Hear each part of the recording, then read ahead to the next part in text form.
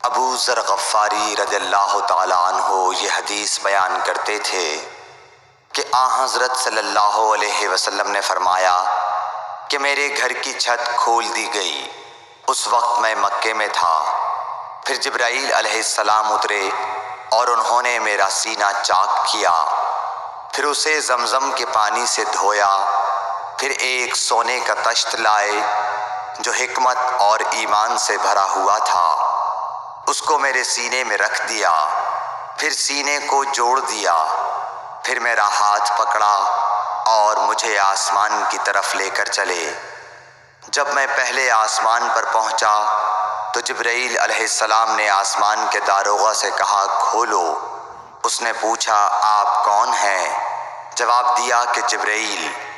پھر انہوں نے پوچھا کیا آپ کے ساتھ کوئی اور بھی ہے؟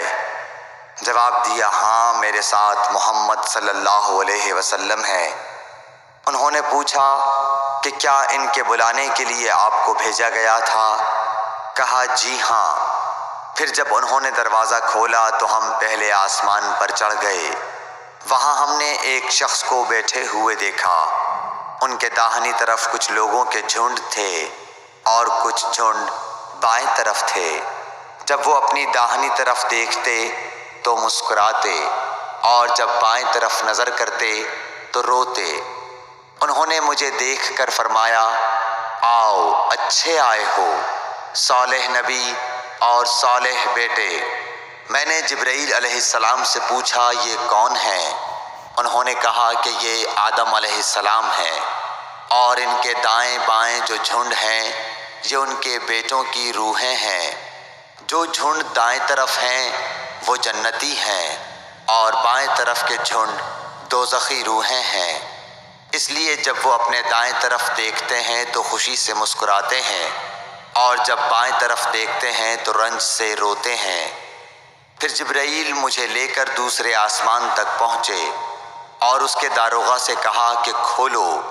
اس آسمان کے داروغہ نے بھی پہلے داروغہ کی طرح پوچھا، پھر کھول دیا۔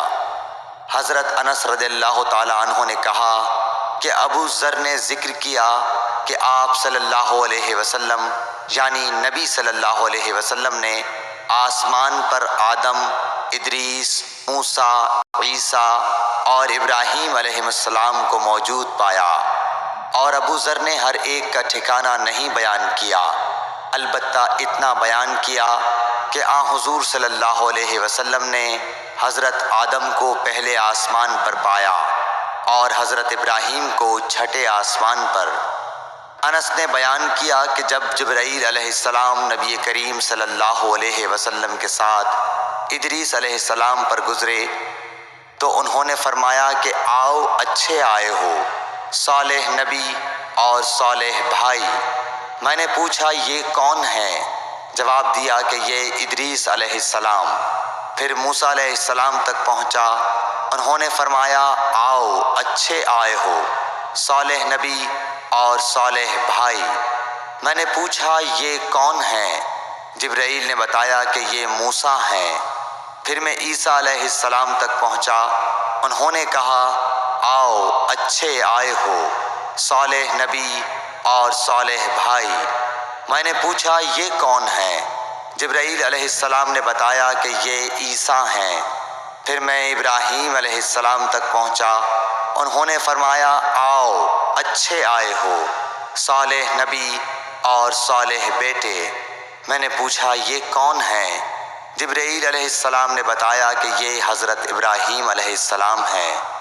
ابن شہاب نے کہا کہ مجھے ابو بکر بن حزم نے خبر دی کہ عبداللہ بن عباس اور ابو حبا الانصاری رضی اللہ عنہم کہا کرتے تھے کہ نبی کریم صلی اللہ علیہ وسلم نے فرمایا، پھر مجھے جبرائیل لے کر چڑھے۔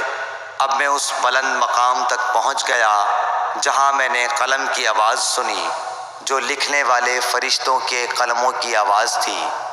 ابن حزم نے اپنے شیخ سے اور انس بن مالک نے ابو ذر سے نقل کیا کہ نبی کریم صلی اللہ علیہ وسلم نے فرمایا، پس اللہ تعالیٰ نے میری امت پر 50 وقت کی نمازیں فرض کیں۔ میں یہ حکم لے کر واپس لوٹا۔ جب موسیٰ علیہ السلام تک پہنچا تو انہوں نے پوچھا کہ آپ کی امت پر اللہ نے کیا فرض کیا ہے؟